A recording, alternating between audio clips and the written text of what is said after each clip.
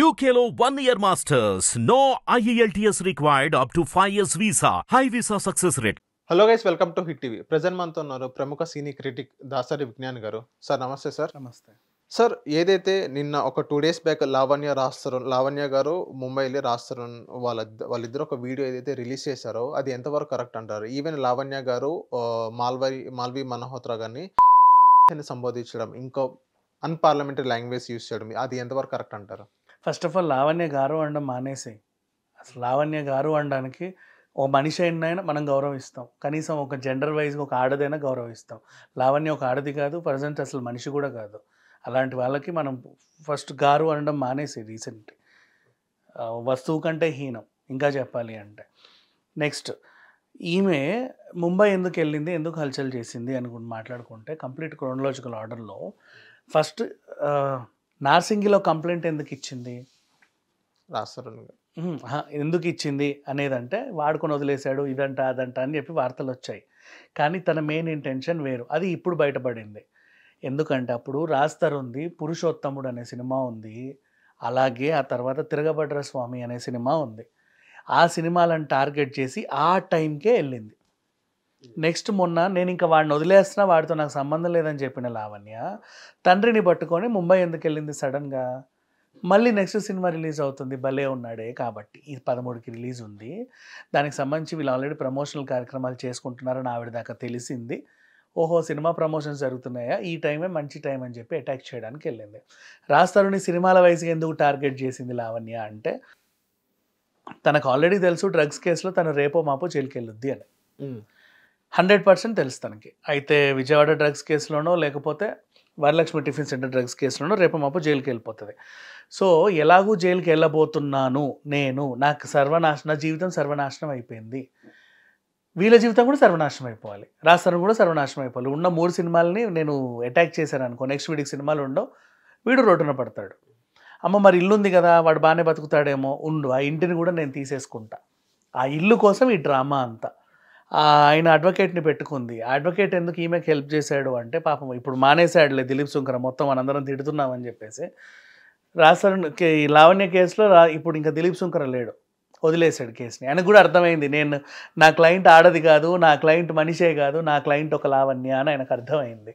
మరి ఎందుకు తీసుకున్నావు కేసు అంటే, ఏ గేటెడ్ కమిటీలో అయితే లావణ్య ఉందో కోకాపేటలో, ఆ పక్కన క్యాథరిన్ తెరీసా, ఎదురుగా కొంచెం అటు ఇటుగా రాజా రవీంద్ర గారు, అక్కడ కొంపే మన దిలీప్ శంకర్ అది అదే కమ్యూనిటీలో ఉంటాడు.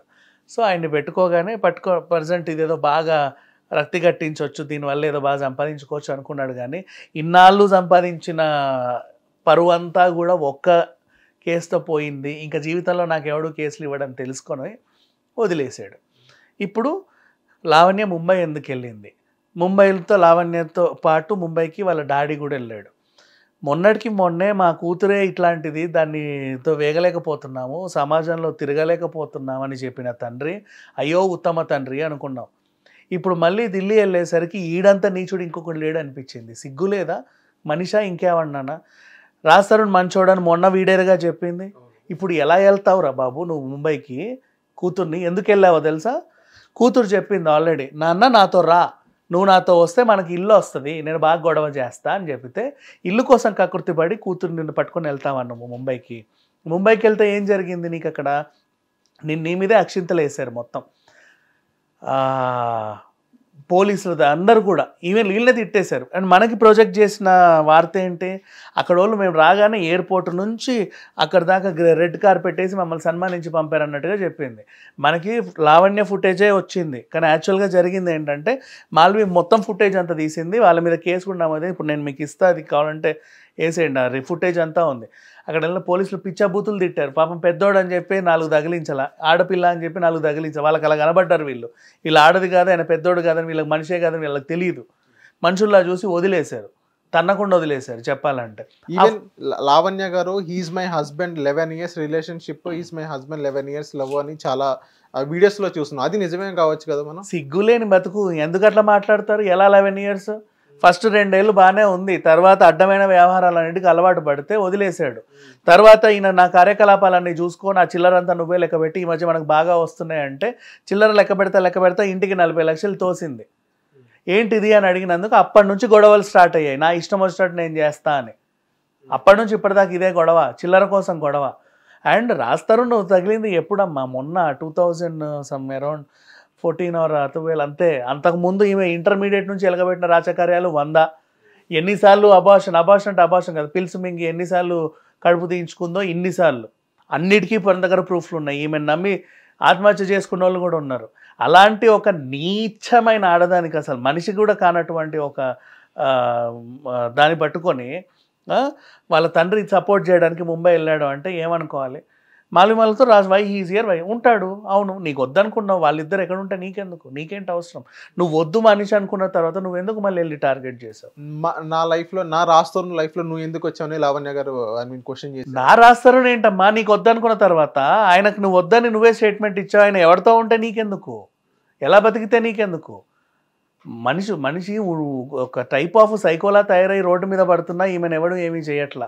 మనం సిగ్గుపడాలా, సమాజంలో ఇలాంటి వాళ్ళు కూడా తిరుగుతున్నారా అని చెప్పి. ఇంకా మనం ఎందుకు మాట్లాడుకుంటున్నాము? ఎందుకు ఈమెను గురించి ఇంత అవసరం అంటే, తను అటాక్ చేసింది ఒక సినిమా హీరోని, ఒక సినిమాని. కాబట్టి యాజ్ అ సినీ క్రిటిక్గా నేను మాట్లాడుతున్నా అంతే. తను అటాక్ చేసింది ఒక మగాడిని కాబట్టే శేఖర్ భాష మేల్ యాక్టివిస్ట్గా మాట్లాడుతున్నాడు అంతే. లేకపోతే వీళ్ళ గురించి ఎవడు పట్టించుకుంటాడు? ఈమె ఇంకెవడన్నా తగులుకొని అసలు మనం పట్టించుకోం బేసికల్లీ. లావణ్య గారు ఫైనల్ గా కంక్లూజన్ ఏమంటున్నారంటే, నా రాస్తరుణ్ నాకు కావాలి, నేను రాస్తరుణ్ కోసమే పోరాడుతున్నాను. పోరాడమ్మా, పోరాడు. అదేదో మింగి సావు. ఎందుకు నువ్వు ఇంకా బతికి? నీలాంటి వాళ్ళ వల్ల ఎంతమంది జీవితాలు నాశనం అవుతున్నాయి నిన్ను చూసి ఇన్స్పిరేషన్గా తీసుకొని. దరిద్రం వదులుద్ది. నువ్వు చచ్చినా కూడా నేను పాపం అనేవాడు ఉండడు. అంత నీచమైన బతుకుతుంది లావణ్య.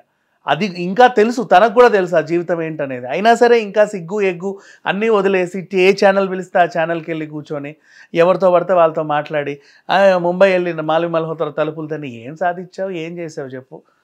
మొత్తం సమాజానికి తెలుసు లావణ్య అంటే ఏంటి అనేది. భయపడుతున్నారు ఆ పేరు పెట్టుకోవడానికి కూడా నెక్స్ట్ పిల్లలకి. అది పరిస్థితి. థ్యాంక్ యూ విజ్ఞాన్ గారు. హిట్ టీవీ యాప్ ని డౌన్లోడ్ చేసుకోండి. ఇందులో short news, live news, entertainment movies అన్ని అవైలబుల్ గా ఉన్నాయి. Please download hit TV app. Hit TV యాప్ని ఫ్రీగా డౌన్లోడ్ చేసుకోండి.